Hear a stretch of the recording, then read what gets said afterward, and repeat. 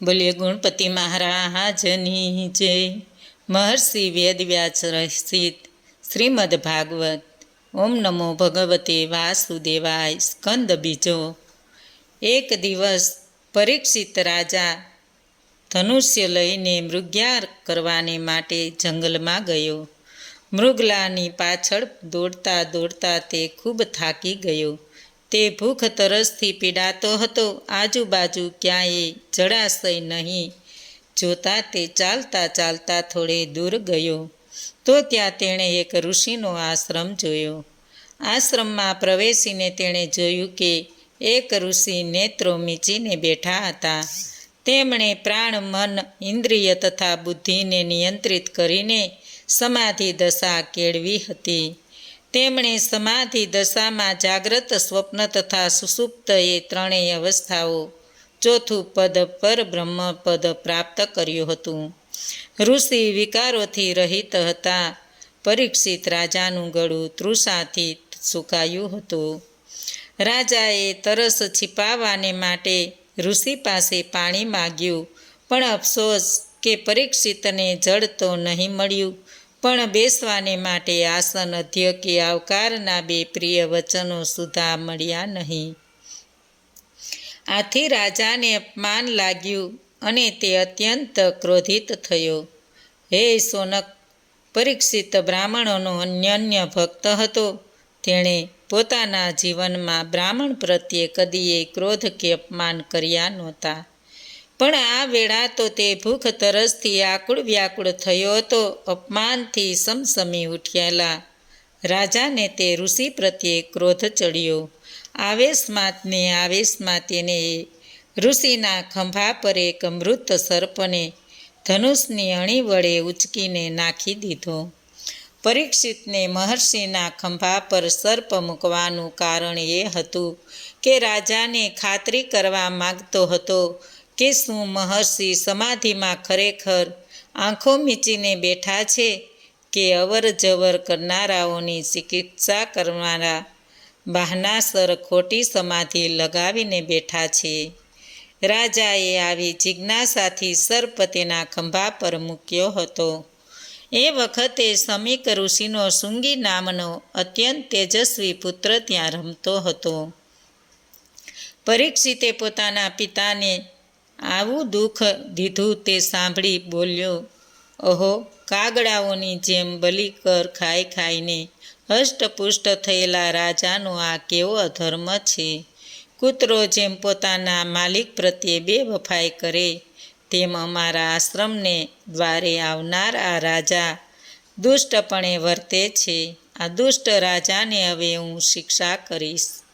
બાળ મિત્રોને આમ કહીને લાલ નેત્રોધારી ઋષિકુમાર શૃંગીએ કૌશિક નદીમાં જળ આચમન કરીને શાપ આપ્યો, જેણે આવી મર્યાદા ભંગ કરીને મારા પિતાને મહા અપરાધ કર્યો છે તે કુલાંગનાને 7 દિવસ પછી મેં મોકલેલો તક્ષક નાગ દંશશે। પછી તે ઋષિકુમાર આશ્રમમાં આવ્યો અને પિતાના ગળામાં મરેલો સાપ જોઈને અત્યંત દુઃખી થઈને ખૂબ આકંદ કરવા લાગ્યો। હે સોનક, આગીરસ ગોત્રના સમીક ઋષિને બાળપુત્ર શૃંગીનો વિલાપ સાંભળીને પોતાના નેત્રો ખોલ્યા। તેમણે પોતાના ખંભા પરનો મૃત સર્પ દૂર નાખી દીધો। પુત્રને પૂછ્યું, હે વત્સ, તું શા માટે વિલાપ કરે છે? તારો કોણે અને શું અપરાધ કર્યો છે? શૃંગીએ પિતાને સર્વ વૃત્તાંત કહી સંભળાવ્યું। પરીક્ષિત રાજાને અયોગ્ય શાપ અપાયો હોવાનું જાણીને સમ્યક ઋષિ અતિ દુઃખી થયા। તેમણે પુત્રને સારું કર્યું એમ તો નહીં કહ્યું, પરંતુ પોતાનો અણગમો વ્યક્ત કરતાં કહ્યું, હે અજ્ઞાની વત્સ, ખેદની વાત છે કે તે મહાપાપ કર્યું છે। પરીક્ષિત રાજાનો અપરાધ તો નાનો છે, છતાંય તે તેનો મોટી શિક્ષા કરી છે। હે પુત્ર, પ્રજાપાલક રાજા તો શ્રી વિષ્ણુ ભગવાનનું સ્વરૂપ છે। તેને તે મનુષ્ય જેવો ગણ્યો છે તે અયોગ્ય જ છે। તે રાજાની રક્ષિત પ્રજા ચોપાસથી નિર્ભયતા અને કલ્યાણ પામે છે। હે વત્સ, રાજા નામ ધારણ કરનાર શ્રી વિષ્ણુ ભગવાન જ છે. તે તારા શ્રાપથી આ વિષયમાંથી અદૃશ્ય થઈ જશે. ત્યારે જગત રક્ષણ વિહોણું થઈને નથણિયાત બનીને નાશ પામશે. દુઃખની વાત છે કે શ્રી વલ્લભ રાજા પરીક્ષિતનો હર્ષ હવે નાશ થશે. તેને પરિણામે લૂંટારા ચોરો લોકોનું ધન માલ મિલકત લૂંટશે. તેનું પાપ આપણને લાગશે.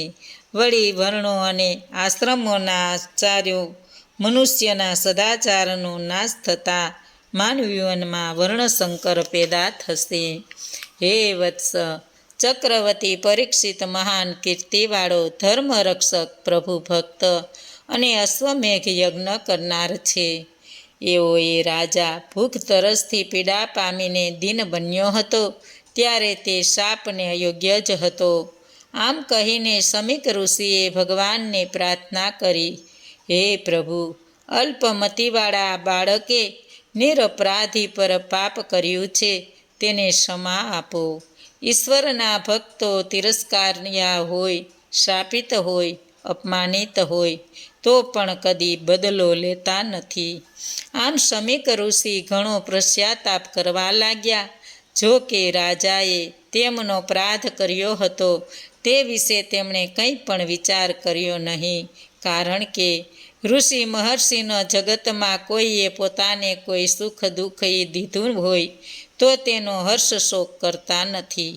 કેમ કે તેઓ માને છે કે આત્મા કદી સુખ કે દુઃખ પામતો નથી. હવે પેલી તરફ પરીક્ષિત મનમાં અત્યંત ઉદાસ થઈને શોકમગ્ન થઈને મનોમન કહેવા લાગ્યો, અહો, એ અત્યંત તેજસ્વી નિરપરાધી મહર્ષિ પ્રત્યે અનર્થ નીચ ક્ષત્રિય તરીકે હીન આચરણ કર્યું છે. ઈશ્વરની અવજ્ઞા જેવા પાપથી મને અત્યંત દુઃખ થવું જોઈએ અને હું ફરીથી એવું કદી ન કરું. મેં ક્રોધિત કરેલા એ મહર્ષિનો કુળરૂપી અગ્નિ તત્ક્ષણ મારા રાજ્યને, સૈન્યને અને સમૃદ્ધ ધનના ભંડારને બાળીને ખાખ કરી નાખો, કે જેથી મને દુષ્ટને પુનઃ બ્રાહ્મણો કે દેવો તથા ગાયો પ્રત્યે આવી પાપ બુદ્ધિ નહીં જન્મે. પરીક્ષિતે વિચાર્યું કે સમ્યક ઋષિના પુત્ર શૃંગીએ શાપરૂપે મોકલેલો તક્ષક નાગ એ સપ્તાહમાં જ પોતાના મૃત્યુરૂપ થશે. તેથી વિષયાસક્ત તેણે પોતાને તાત્કાલ વૈરાગ્યનું કારણ તે તક્ષક રૂપી અગ્નિને શ્રેષ્ઠ માન્યો. તેણે આ લોક તથા પરલોકના વિષયોનો ત્યાગ કર્યો. શ્રી કૃષ્ણ ભગવાનની સેવાને જ ઉત્તમ માનીને રાજા ગંગા તટે અનશન વ્રતનો પ્રારંભ કર્યો. શ્રી કૃષ્ણની ચરણરજથી સર્વોત્કૃષ્ટ જળને વેચતી પ્રતિપાવની ગંગાને જેને મરણ હરણફાળ ભરતું આવતું હોય તેને કોણ અભાગ્યો નહીં સેવે. પાંડવ વંશી રાજા પરીક્ષિત અનશન વ્રત લઈને ગંગા કાંઠે બેઠો ને શ્રી કૃષ્ણનું ધ્યાન કરવા લાગ્યો. તે વેળા વિશ્વના તારણહાર મહામુનિઓ પોતાના શિષ્યો સાથે ત્યાં પધાર્યા. ખરેખર સત્પુરુષો મહાપુરુષો સ્વર્ગ તીર્થરૂપ હોય છે. તેમના પગલાથી તીર્થસ્થળો પવિત્ર થાય છે. વશિષ્ઠ, ચ્યવન, અત્રિ, ભૃગુ, પરાશર, પરશુરામ, વિશ્વામિત્ર, ભારદ્વાજ, મૈત્રેય, ગૌતમી, વ્યાસ, અગત્યસ્ય, મહર્ષિ નારદ આદિ દેવર્ષિઓ, બ્રહ્મર્ષિઓ અને અરુણાદિ રાજર્ષિઓ પણ ત્યાં પધાર્યા.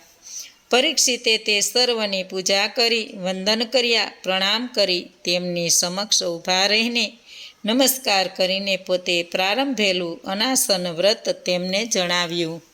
રાજા બોલ્યા, હું ધન્ય થયો છું, કેમ કે મહાન પુરુષોની કૃપાને હું પાત્ર થયો છું. હું એક રાજા છું અને નિત્ય ગેહમાં આસક્ત રહેવાથી પાપી થયો છું. એ બ્રાહ્મણના શ્રાપના રૂપમાં સ્વયં ભગવાને જ મારા પર કૃપા કરી છે. હું ભગવાનને અને તમારે શરણે આવ્યો છું. મેં મારું મન પરમેશ્વરમાં લગાડેલું છે. હવે શૃંગી બ્રાહ્મણો મોકલેલા માયાવી તક્ષક ભલે મને કરડે. હે ઋષિમુનિઓ, હવે તમે મને ભગવાનની કથાઓ કહો. ભગવાનમાં મારી પ્રીતિ થાઓ. મહાપુરુષોની મને સત્સંગ થાઓ. હવે પછી હું જે જન્મમાં જાઉં ત્યાં ત્યાં સૌની સાથે મારી મૈત્રી થાઓ. આપ સૌને હું નમસ્કાર કરું છું. આપ કહીને દ્રઢ નિશ્ચયથી પરીક્ષિત ગંગા તટે દક્ષિણ તરફ ઉત્તરાભિમુખ થઈને બેઠો. તેણે તો આ પહેલાંથી જ રાજ્યનો તમામ વહીવટ પોતાના પુત્ર જન્મજયને સોંપી જ દીધો હતો. દેવોએ પરીક્ષિતની ઘણી પ્રશંસા કરી. તેમણે હર્ષ માનીને સ્વર્ગમાંથી પૃથ્વી પટ પર પુષ્પવૃષ્ટિ કરી. મહર્ષિઓએ ગંગા કિનારે રાજાની ઘણી પ્રશંસા કરતાં કહ્યું, હે પરીક્ષિત, તમે ઘણું સારું કર્યું. હે રાજન, શ્રી કૃષ્ણનો અનુસરનાર તમે પ્રભુની સમીપ રહેવાની ઈચ્છાથી રાજ્ય અને રાજપાટ ત્યજી દીધા છે. પછી મહર્ષિઓ પરસ્પર કહે છે, ભગવાનના ભક્ત બનેલા આ રાજા દેહ ત્યાગ કરીને પાપ શોક રહિત એવા શ્રેષ્ઠ લોકમાં જશે. ત્યાં લગી આપણો અહીં જ રહીશું. ઋષિમુનિઓની આવી અમૃતવાણી સાંભળીને પરીક્ષિતને ભગવાનના ચરિત્રોનું શ્રવણ કરવાની ઈચ્છાથી કહ્યું, 14 દિશામાંથી અહીં પધારેલા આપ સૌ સત્યલોકમાં દિવ્ય સ્વરૂપ ધારણ કરેલા વેદો તુલ્ય છો. આપ સૌ ઉપકાર કરનાર છો. આ લોકમાં કે પરલોકમાં આપનો કોઈ સ્વાર્થી નથી. તો મારે હવે શું કરવું જોઈએ? આ મારા પ્રશ્ન વિશે આપ સૌ વિચાર વિનયી કરીને કહો. મનુષ્યએ મરણકાળે દેહ, ઇન્દ્રિયો તથા અંતકરણ દ્વારા કરવાને યોગ્ય પવિત્ર કાર્ય શું છે? સર્વ ઋષિમુનિઓ યજ્ઞ, યોગ, તપ તથા દાન વગેરે વિશે વિવાદ કરવા લાગ્યા. એટલામાં સર્વ વિષયોમાં નિસ્પૃહ વ્યાસપુત્ર સુકદેવ ભગવાન દેવયોગે ફરતા ફરતા ત્યાં આવ્યા. સુકદેવ આત્માનંદથી સંતુષ્ટ છે. તે સ્ત્રીઓ બાળકોથી ઘેરાયેલા છે. તેમનો અવધૂત જેવો વેશ છે. લોકોએ અપમાન કરીને જેનો ત્યાગ કર્યો હોય તેવા સમાજથી બહિષ્કૃત મનુષ્ય અવધૂત કહેવાય છે. 16 વર્ષના છે. કોમળ અંગો છે. સુંદર મુખ છે. દિશાઓ રૂપી વસ્ત્રો પહેરેલા છે. નગ્ન છે. વાકડિયા વિખરાયેલા કેસ છે. આજાન બાહુ છે. દેવ સમાન તેજસ્વી ક્રાંતિ છે. શ્યામ વર્ણ છે. શોભાયુક્ત શરીર છે. એમનું મંદ મંદ હાસ્ય મહિલાઓના મનને હરે છે. આવા સુખદેવજીને જોઈને બધા ઋષિમુનિઓ ઊભા થયા અને મસ્તક નમાવી નમસ્કાર કરીને પૂજા કરીને સુખદેવજી પછી આસન ઉપર બિરાજ્યા. તેઓ ગ્રહો, નક્ષત્રો અને તારાગણો વચ્ચે ચંદ્ર સમાન શોભતા હતા. પછી ભગવાનના ભક્ત રાજા પરીક્ષિતે સુખદેવજી પાસે જઈને વંદન કર્યા અને મધુર વાણીમાં પૂછ્યું, હે બ્રહ્મન, અમે ક્ષત્રિય સજ્જનોની સેવા માટે છીએ. તમે કૃપા કરીને અતિથિ રૂપે અમને પાવન કર્યા છે. જેમ શ્રી વિષ્ણુની સમીપ જવાથી અસુરોનો નાશ થાય છે, તેમજ આપની સમીપ જવાથી મનુષ્યના મહાપાપોનો નાશ થાય છે. શ્રી કૃષ્ણ ભગવાન જેમ પાંડવો પર પ્રસન્ન થયા હતા તેમજ મારા ઉપર પ્રસન્ન થયા છે. શ્રી કૃષ્ણ મારી સાથે બંધુત્વ સ્વીકાર્યું છે. જો તેમ નહીં હોય તો આપના જેવા અવ્યક્ત પરમ સિદ્ધ મહાત્મા મારા જેવા માનવીને મરણકાળે દર્શન શા માટે આપે? આપે મને જે માગવું હોય તે મારી પાસે માંગ એવી પ્રેરણા કરી છે. આપ તો યોગીઓના ગુરુદેવ છો. સર્વથા મરણની ઘડી પર આવેલા મારું મોક્ષરૂપી સિદ્ધિ પ્રાપ્ત કરવા માટેનું શું કર્તવ્ય છે? જે શ્રવણ યોગ્ય, જપવા યોગ્ય, સ્મરણ કરવા યોગ્ય, ભજવા યોગ્ય હોય તે મને કહો. પ્રભુ, આપના દર્શન દુર્લભ છે. રાજા પરીક્ષિતે આ પ્રશ્ન કર્યો એટલે ભગવાન સુખદેવજી કહે છે, હે રાજન, તારો પ્રશ્ન શ્રેષ્ઠ છે અને લોકહિતકારી છે. તે આત્મજ્ઞાનીઓને માન્ય અને મનુષ્યોને શ્રવણ કરવા યોગ્ય વિષયોમાં ઉત્તમ છે. જે લોકો પોતાના ગૃહમાં આસક્ત રહીને આત્મતત્વનું દર્શન નહીં કરતા, સદગૃહસ્થનો હજારો વિષયો શ્રવણ કરવાને યોગ્ય છે. પણ હે રાજેન્દ્ર, માનવીઓનું આયુષ્ય દિવસે ધનોપાર્જન માટે ઉધમ અને કુટુંબના ભરણ પોષણમાં અને રાત્રે નિંદ્રા તથા મિથુનમાં વૃથા પસાર થાય છે. મનુષ્યનું શરીર, પત્ની, પરિવાર એ સર્વ નાશવંત છે. તેઓ પોતે જ પોતાના નાશ જુએ છે, છતાં પ્રમાદમાં તેઓને કંઈ દેખાતું નથી. આત્મસાધન કરવા તે તૈયાર થતા નથી. માટે હે ભરતવંશી રાજન, મોક્ષ અને અભયપદ મેળવવા ઈચ્છનારા મનુષ્યએ સૌના આત્મા અને ભગવાન શ્રી હરિ ઈશ્વરનું શ્રવણ, કીર્તન અને સ્મરણ કરવું જોઈએ. મનુષ્યને જન્મ લાભ એટલો છે કે તેમણે આત્માના વિવેકથી અષ્ટાંગ યોગની અને સર્વધર્મના નિષ્ઠ રાખીને અંતકાળે મૃત્યુ વેળાએ શ્રી નારાયણનું સ્મરણ કરવું તે જ શ્રેષ્ઠ લાભ છે. અર્થાત અંત સમયે શ્રી નારાયણનું સ્મરણ કરવું એ જ સર્વશ્રેષ્ઠ છે. એનો મહિમા કદી વર્ણવી શકાતો નથી. જે મનુષ્ય ઓમ એકાક્ષર બ્રહ્મ ઉચ્ચારણ કરતો અને મારું સ્મરણ કરતો દેહ ત્યાગ કરે છે, તે પરમ ગતિને પ્રાપ્ત કરે છે. તે ગીતા સિદ્ધાંત છે. હે પરીક્ષિત, મુનિવરો પણ વિધિ અને નિમેષથી એટલે વેદગત કર્મ માર્ગથી નિવૃત્ત થઈને નિર્ગુણ બ્રહ્મ સ્થિત કરે છે, છતાંય શ્રી હરિના ગુણગાનમાં આનંદ લે છે. દ્વાપર યુગના પ્રારંભમાં હું મારા પિતાથી વ્યાસજી પાસેથી સઘળા વેદો તુલ્ય આ શ્રીમદ ભાગવત ભણ્યો છું. હું નિર્ગુણ બ્રહ્મની સ્થિતિ કરું છું, તો પણ સર્વોત્કૃષ્ટ કીર્તિવંત શ્રી ભગવાનની લીલા વડે મારું મન આકર્ષાય છે. તેથી જ હું આ શ્રીમદ ભાગવત ભણ્યો છું. આ ભાગવતમાં પૂરેપૂરી શ્રદ્ધા રાખનાર માનવીઓને સત્વરે શ્રી નારાયણ નિષ્કામ ભક્તિ રહે છે. હવે આ ભાગવત વિશે હું તમને કહું છું, કારણ કે હે રાજન, તમે શ્રી વિષ્ણુ ભગવાનના ભક્ત છો. શ્રી હરિનું નામ કીર્તન જ સંસાર ભોગ ઈચ્છનારાઓની ફળદાયી, મુમુક્ષુઓનું મોક્ષ સાધન તથા જ્ઞાનીઓના જ્ઞાનનું ફળ છે.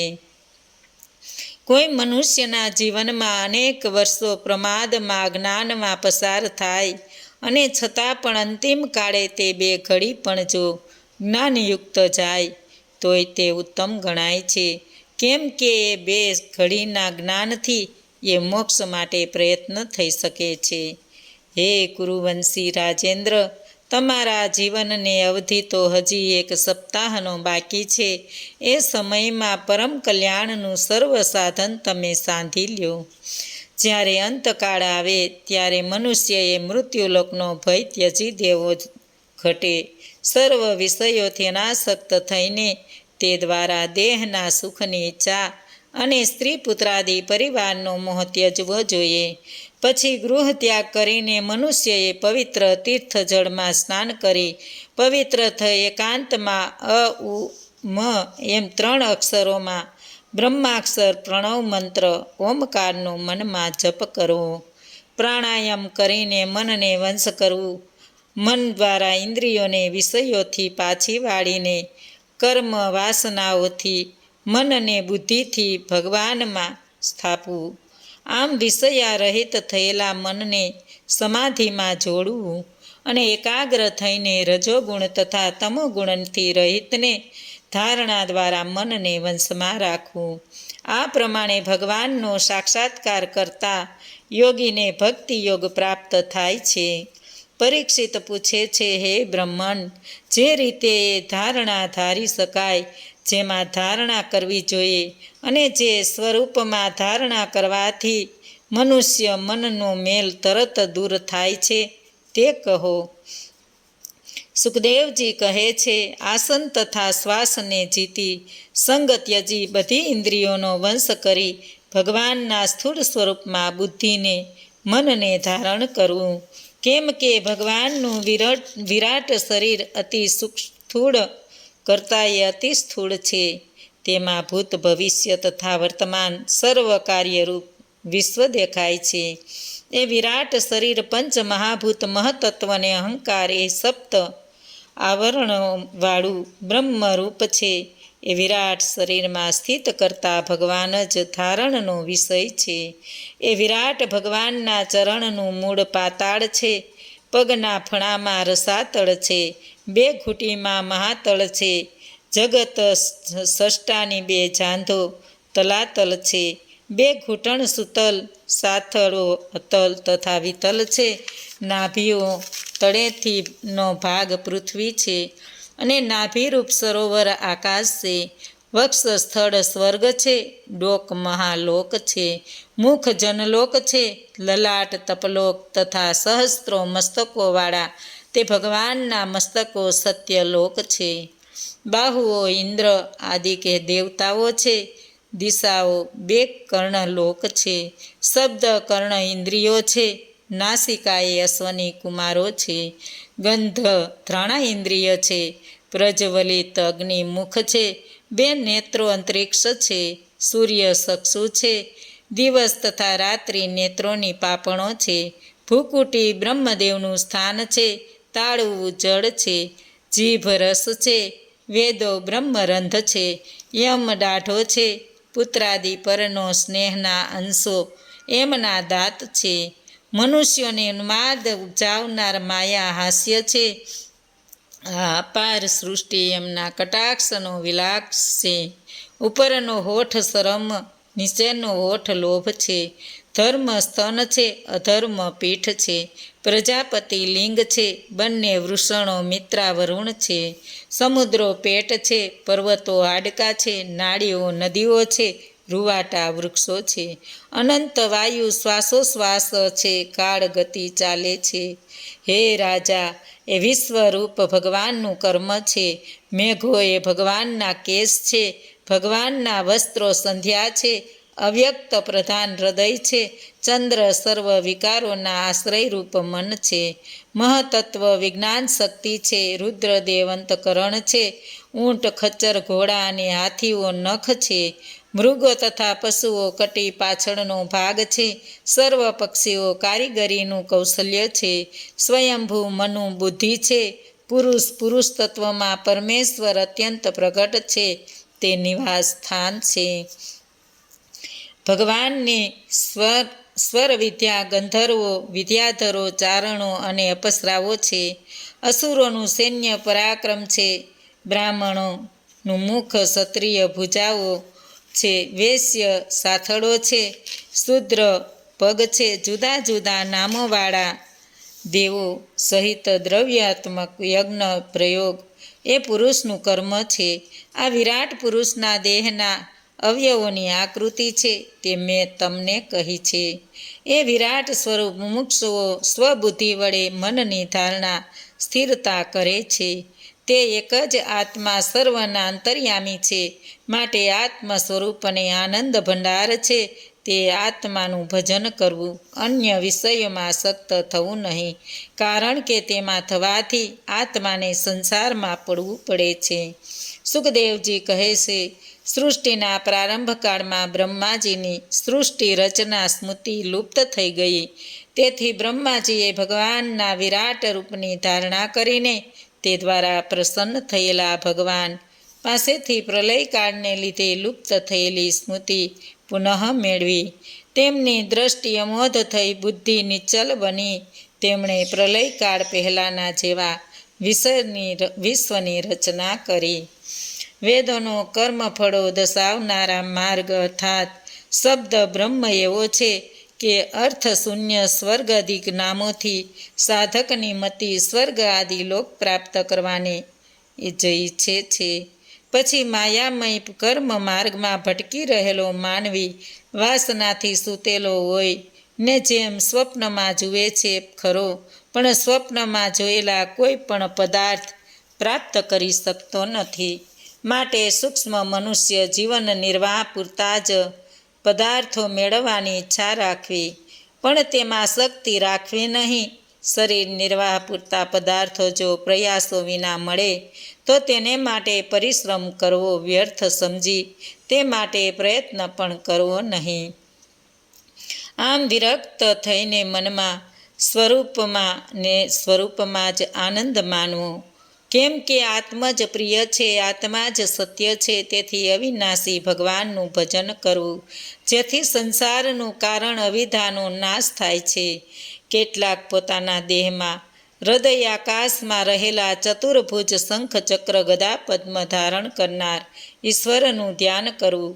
એ ભગવાન પ્રસન્ન મુખવાળા, કમળ જેવા નેત્રોવાળા, પીળા વસ્ત્રો પરિધાન કરનાર, સુવર્ણના રત્નો જડિત મુંગુટ તથા કુંડળોનો શોભિત છે. આ રીતે જ્યાં લગી બ્રહ્માદિ દેવોથી પણ શ્રેષ્ઠ વિશ્વેશ્વર દ્રષ્ટા પરમાત્મા વિશે પ્રેમ લક્ષણા ભક્તિ ઉત્પન્ન નહીં થાય, ત્યાં સુધી પ્રેમ તત્પર થઈને નિત્ય કર્મો કરીને એ વિરાટ પુરુષના સાક્ષાત્કાર સ્વરૂપનું ધ્યાન ધરવું. હે પરીક્ષિત રાજા, યોગી આ લોકોનો ત્યાગ કરવા ઈચ્છે ત્યારે તેને કોઈ દેશ અને કાળમાં મનને આસક્ત કરવું નહીં. જીતેન્દ્રિય અને જીત પ્રાણ થઈને મનને બુદ્ધિમાં લીન કરવું. શુદ્ધાત્માને શુદ્ધ બ્રહ્મમાં લય કરીને જેણે સંપૂર્ણ શાંતિ પ્રાપ્ત કરેલી છે, એવો તે વીરયોગી સઘળા કૃત્યોથી વિરામ પામે છે. તેને બ્રહ્મથી પણ બીજું કંઈ પણ મેળવવાનું રહેતું નથી. આત્મ સ્વરૂપમાં સત્વ રજ તમયે ત્રિગુણ મહાતત્વ અહંકાર પ્રકૃતિ માયા કંઈ પણ નથી. તેથી તો તત્વવેતાઓ આત્મ સ્વરૂપને સર્વશ્રેષ્ઠ વિષ્ણુપદ કહે છે. પરબ્રહ્મને પ્રાપ્ત થયેલા સ્ખલિત જ્ઞાનવાળો તે યોગી પ્રાણને બ્રહ્મરંધમાં લઈ જાય છે ને પછી તે જ બ્રહ્મરંધને ભેદીને દેહ તથા ઇન્દ્રિયોનો ત્યાગ કરે છે. હે પરીક્ષિત, આને સાધો મુક્તિ કહે છે. હવે હું કર્મ મુક્તિ વિશે કહીશ. જો કોઈ યોગીને બ્રહ્મદેવના સ્થાનમાં જવાની ઈચ્છા હોય, આકાશચારી સિદ્ધ લોકોના ક્રીડાસ્થાનમાં યા તો સમગ્ર બ્રહ્માંડમાં ગમે ત્યાં જવાની ઈચ્છા હોય, તો તે યોગી દેહાંત વેળા કેવળ શરીર ત્યાગ કરીને મન તથા ઇન્દ્રિયો સહિત તે લોકમાં ભોગ ભોગવાને ચાલ્યો જાય છે. એવા યોગીશ્વરોની ગતિ ત્રિલોકમાં સર્વ સ્થળે હોય છે. ભગવત ધર્મ, ઉપાસના, અષ્ટાંગ યોગ અને જ્ઞાન એ ચારનું સેવન કરનાર જે ગતિ પામે છે, તે ગતિ મનુષ્યો કર્મ વડે પામતા નથી. હે રાજન, કર્મ મુક્તિએ જવાને ઈચ્છનારા એવા યોગી આસક્તિ રહિત થઈને પ્રથમ અગ્નિલોકમાં જાય છે અને પછી શ્રી હરિના તારારૂપી શિશુમાર ચક્ર કે વિષ્ણુનું ચક્ર પણ કહેવાય છે, તેને ઓળંગીને મહાલોકમાં જાય છે. પછી તે ત્યાંથી પરમેષ્ઠી બ્રહ્મદેવના સ્થાનમાં જાય છે. પછી પૃથ્વી રૂપ બની પૃથ્વી પરના જળમાં એકરૂપ થાય છે. પછી વાયુ સ્વરૂપ થયા બાદ આકાશ રૂપને પામે છે. ત્યાર પછી કર્મેન્દ્રિયોનો દ્વારા તે જે ક્રિયા પામે છે. પછી પ્રકૃતિ સ્વરૂપ થયા પછી આનંદમય બનેલો તે યોગી આનંદ સ્વરૂપ એવા પરમાત્માને પામે છે. જે આવી ભગવદ ગતિ પામે છે તે, હે રાજન, પુનઃ સંસારના ચક્રમાં પડતો નથી. તમે પૂછેલા બંને માર્ગો સઘો મુક્તિ ને કર્મ મુક્તિ વેદમાં વર્ણવેલા હોય સનાતન છે. બ્રહ્માજીએ પૂર્વે જ્યારે આરાધના કરીને પૂછ્યું હતું, ત્યારે ભગવાન વાસુદેવે તેમને આ બંને માર્ગો કહ્યા હતા. આ માર્ગથી વાસુદેવ વિશે ભક્તિયોગ થાય છે. હે રાજન, મનુષ્યએ સર્વ સ્થળે તે સર્વ સમયે ભગવાન શ્રી હરિનું સર્વ રીતે શ્રવણ કીર્તન ને સ્મરણ કરવું જોઈએ. હે રાજન, સંતો આત્મ સ્વરૂપ ભગવાનની કથાનું મધુર અમૃત વહેંચતા જ રહે છે. જેઓ તેનું પાન કરે છે તેમનું મન પવિત્ર થાય છે, પ્રભુના ચરણ કમળનું સાનિધ્ય પ્રાપ્ત કરે છે. બોલો કૃષ્ણ કનૈયા લાલ કી જય. ભાગવત ભગવાનની જય. આજનું ભાવપુષ્પ શ્રી કૃષ્ણ.